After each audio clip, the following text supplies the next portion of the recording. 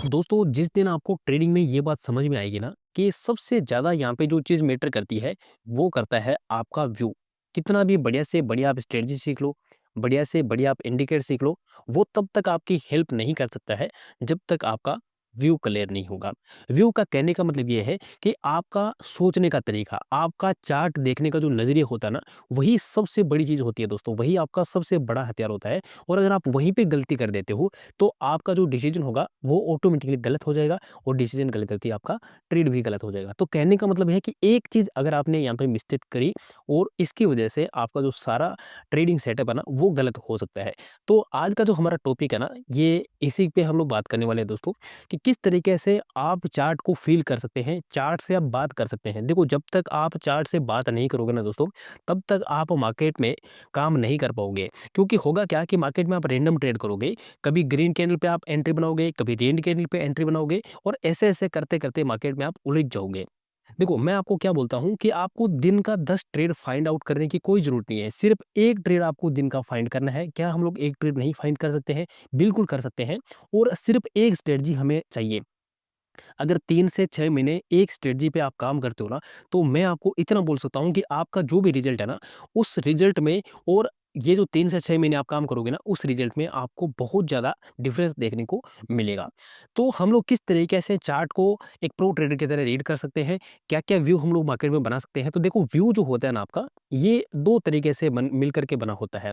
पहला तो होता है टेक्निकल जिसमें हम लोग पढ़ते हैं भई प्राइस एक्शन हो गया, आपका कैंडलस्टिक हो गया, चार्ट पैटर्न हो गया या फिर ये इंडिकेटर्स हो गए, है ना? एक तो हो गया टेक्निकल वाला पार्ट। इसका दूसरा सबसे ज़्यादा इम्पोर्टेंट चीज़ होता है जिसको हम लोग बोलते हैं साइकोलॉजिकल पार्ट। यानी कि आप किस तरीके से मार्केट को अप्रोच करते हो, चार्ट को देखते हो और वहाँ पे किस तरीके से अपना माइंडसेट बनाते हो, वो सारी चीज़ों के ऊपर में हम लोग बात करने वाले हैं। तो मैं आपको एक एग्जांपल देता हूँ जिससे आपको क्लैरिटी आ जाएगी।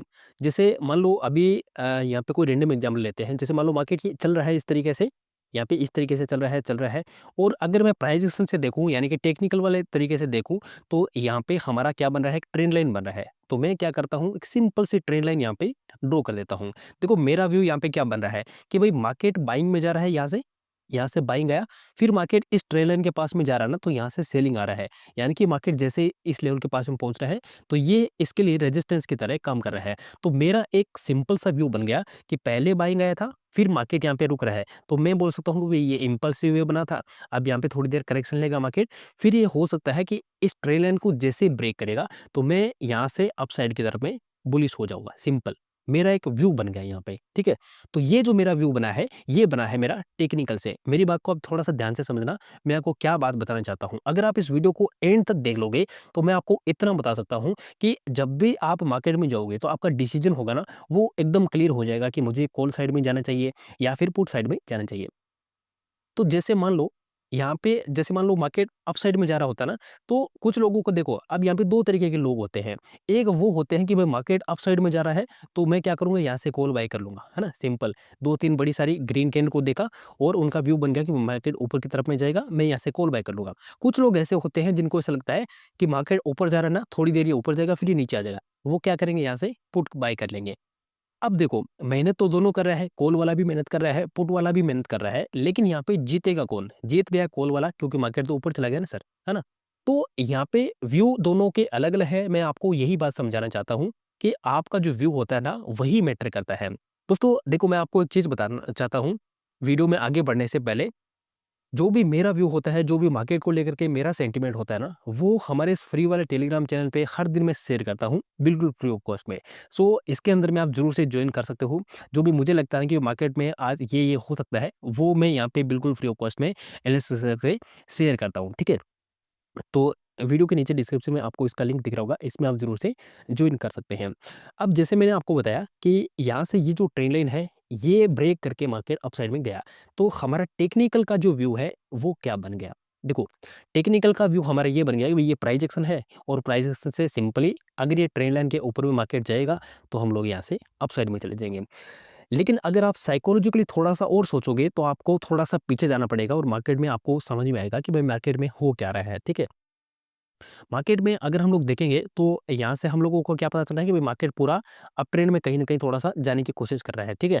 यानी कि एक मार्केट में 1 मिनट के टाइम फ्रेम पे ये हमें अप साइड का जो मूव है देखने को मिल रहा है। अब एक सिंपल सा साइकोलॉजी होती है, वो ये होती है कि जब मार्केट अपसाइड में जा रहा होता है ना, जब मार्केट अपसाइड में जा रहा होता है, तो हमें क्या करना होता है, हमें बार-बार एंट्री यहाँ पे नहीं लेनी होती है। हमें बस वेट करना होता है, कब? जब मार्केट का ट्रेंड अप होता है, तो गिरने का वेट करना होता है। मार्केट जब गिरेगा, तो हम लोग बाय करेंगे। जब जब मार्केट गिरने की कोशिश करेगा, तब हम लोग बाय करेंगे। ये हमारा साइकोलॉजी होना चाहिए। अब जब मार्केट इस लेवल को ब्रेक करेगा, तो हमें क्या करना है, हमें बस कुछ नहीं करना है, हमारा जो टेक्निकल वाला फ़ॉर्मूला है, उसको हम लोग लगा देंगे। सिंपली हमें यही सोचना है कि जितने भी यहाँ पे पुट बाय करने वाले थे, जो लोग गिरना चाहते थे, उनका यहाँ पे एसएल होगा इस लेवल के ऊपर में। हमारी साइकोलॉजी ये कहती है कि यहाँ पे इस लेवल के ऊपर में उनके एसएल होंगे। अगर मार्केट में ये एसएल कटेंगे, तो यहाँ से क्या होगा, मार्केट वापस से बुलिश मूव देकर के हमें जाने वाला है।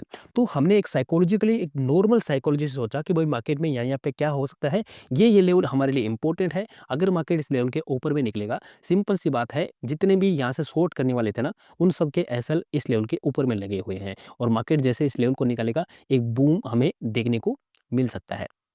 और वैसा ही हुआ है। तो कहने का मतलब ये है कि जिस दिन आप चार्ट को फ़ील करने लग जाओगे, चार्ट आपसे खुद बातें करेगा, आपको बताएगा कि मैं यहाँ से बाइंग में जाना चाहता हूँ, यहाँ से सेलिंग में जाना चाहता हूँ।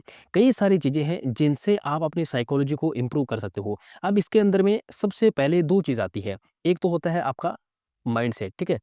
माइंडसेट का मतलब ये है कि आप यहाँ पे क्या डिसीज़न लेते हो, ठीक है? यानी कि जब मार्केट इस तरीके से जा रहा है, हो सकता है कि आपने पहले कहीं एंट्री बना ली है और यहाँ पे आपका एसएल है इस लेवल के नीचे मान लो, ठीक है? तो आपको बिल्कुल भी वहाँ पे डरने की ज़रूरत नहीं है क्योंकि आपके अगर ये 3 पॉइंट क्लियर है, कौन-कौन से 3 पॉइंट? एंट्री पॉइंट, आपके एग्ज़िट पॉइंट, ठीक है? और आपका स्टॉप लॉस पॉइंट। ये 3 पॉइंट अगर आपके पहले से डिसाइडेड है, आपका माइंडसेट क्लियर होना चाहिए, मुझे डरने की कोई ज़रूरत नहीं है। अगर मार्केट नीचे भी आता है, कोई दिक्कत नहीं है, मेरा एसएल हिट होगा ज़्यादा से ज़्यादा क्योंकि मैं कैलकुलेटेड रिस्क ले रहा हूँ और मुझे उस बात से कोई फ़र्क नहीं पड़ता है कि मार्केट एसएल की तरफ में आ रहा है या फिर टारगेट की तरफ में जा रहा है। सो सिंपल है, हमें इन तीनों चीज़ों को फ़ॉलो करना है। तो इसके अंदर में पहला होता है माइंडसेट और दूसरा होता है एग्जीक्यूशन। कई बार हम लोग क्या करते हैं पता है? मार्केट को सिर्फ़ देखते रहते हैं, है ना? ये चीज़ आपके साथ में कई बार हुआ होगा कि आपका एनालिसिस परफेक्ट एकदम, आप एकदम सही सोच करके रखे हो कि भई ये ट्रेंड लाइन ब्रेक करेगा, तो मैं यहाँ से क्या करूँगा एंट्री बनाऊँगा।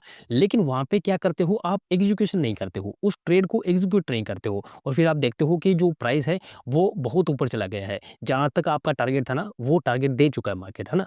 और फिर आप वहाँ पे जाकर के बाय करते हो, फिर मार्केट नीचे आ जाता है, फिर आपको लगता है भई मैंने जहाँ पे एंट्री बनाई मार्केट ने मेरे साथ में यहाँ पे गलत कर दिया। तो ये गलती नहीं है, आपका एजुकेशन जो होता है ना, ये एकदम फ़ास्ट होना चाहिए, क्विक होना चाहिए। आपको जहाँ पे लगे ना, वहीं पे आप रिस्पॉन्स करो, ठीक है? देखो, मैं आपको एक सिंपल सा एग्ज़ाम्पल देता हूँ। जैसे मान लो आप इस ट्रेड में एंट्री बनाना चाहते हो, तो इस ट्रेड में आपका रिस्क तो यहाँ पे भी है, यहाँ पे भी है और यहाँ पे भी है। सबसे ज़्यादा आप रिस्क बताओ कहाँ पे है? सबसे ज़्यादा आपका रिस्क यहाँ पे होगा, उससे ज़्यादा यहाँ पे होगा, उससे और ज़्यादा यहाँ पे हो जाएगा। कहने का मतलब ये है कि जितना जल्दी हो सकता है ना, आप पहले ट्राई करो कि आप रिस्क लेकर के मार्केट में सही जगह पे अपना टारगेट बुक कर लो और बाकी लोगों की तरह आपको नहीं चलना है, ठीक है? तो इससे क्या होगा देखो, आपको माइंडसेट पहली चीज़ क्लियर रखना है, दूसरा क्या रखना है एग्ज़ीक्यूशन आपका सही होना चाहिए, सही समय पे आपको उस ट्रेड को पंच करना है, सही टाइम पे आपका एग्ज़ीक्यूशन होना चाहिए। तो इससे आपकी साइकोलॉजी एकदम सही रहेगी और आप कैलकुलेटेड रिस्क लोगे तो आपकी साइकोलॉजी बिल्कुल नहीं बिगड़ेगी। होता क्या है कि जब हम बेशुमार रिस्क ले लेते हैं, बेशुमार लॉट उठा लेते हैं मार्केट में, ज़्यादा कॉन्फिडेंट होकर के, तो उस समय पे हमारे जो बैक टू बैक एसएल है वो भी लगने लगते हैं और इसकी वजह से हमारा जो कैपिटल है वो भी धीरे-धीरे ज़ीरो की ओर अग्रसर होने लगता है। सो मैं आपको जो चीज़ समझाने चाह रहा हूँ वो एक ही है, वो ये है कि आप जितना हो सकता है ना चार्ट के साथ में टाइम बिताओ, ठीक है? चार्ट को एनालाइज़ करने की कोशिश करो कि चार्ट में जो चीज़ चल रही है देखो मार्केट में 2 ही लोग होते हैं, या तो बायर हो सकता है या फिर सेलर हो सकता है ना? तो इन दोनों चीज़ों को आप आइडेंटिफ़ाई करने की कोशिश करो कि कहाँ पे बायर्स आने की कोशिश कर रहे हैं, कहाँ-कहाँ से सेलिंग आ सकती है, बस यही 2 ज़ोन आपको फाइंड आउट करने हैं, बाकी बस आपका काम हो जाएगा। तो ओवरऑल जो है आपको मैंने बताने की कोशिश करी है, जो मेरे से हो सका है, वो तो देखो सब अलग-अलग तरीके से सोचते हैं। मैं आपको एग्ज़ाम्पल देता हूँ, जैसे मान लो अब यहाँ पे कुछ लोगों को लग रहा होगा कि भई मार्केट तो यहाँ से गिर जाएगा, ठीक है? कुछ लोगों को ऐसा जैसे मैंने अभी आपको बताया कि एक ट्रेंड लाइन है, इस ट्रेंड लाइन को मार्केट ब्रेक करेगा तो हम लोग अपसाइड में जाएँगे। कुछ लोगों को ऐसा लग रहा होगा कि भई यहाँ से मार्केट एम पैटर्न बना रहा है और ये नीचे की तरफ में आ जाएगा, ठीक है? कुछ लोगों को यहाँ पे एम पैटर्न दिखा होगा, तो इन्होंने क्या किया होगा इस सेम पैटर्न का जैसे ब्रेकडाउन हुआ होगा इस कैंडल पे, तो यहाँ पे पुट में एंट्री बना करके बैठ गए होंगे। फिर मार्केट ने उनका एसएल हिट कर दिया होगा। फिर जब मार्केट नीचे है, उनको लगा कि भाई रीटेस्ट करके आया है, तो फिर से कुछ लोगों ने यहाँ पे एंट्री बनाया होगा। फिर से उनका एसएल मार्केट हिट करके अपसाइड में चला गया होगा।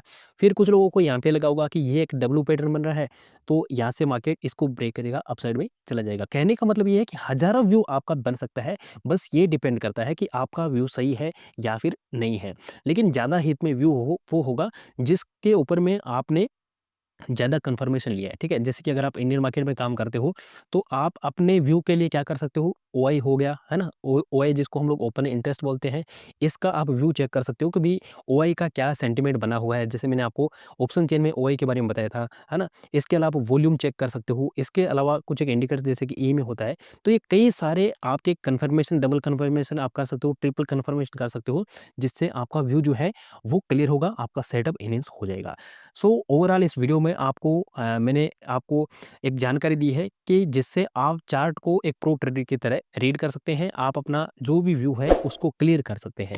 सो आई होप कि आपको ये वीडियो हेल्पफुल लगा होगा। अगर आपको जानकारी अच्छी लगी है तो ज़रूर से दोस्तों इस चैनल को सब्सक्राइब करके रखें एंड हाँ, फैमिली फ्रेंड के साथ में वीडियो को शेयर ज़रूर से कर देना। अगर आपको वीडियो अच्छा लगा है तो वीडियो को लाइक भी कर देना। Thank you so much guys.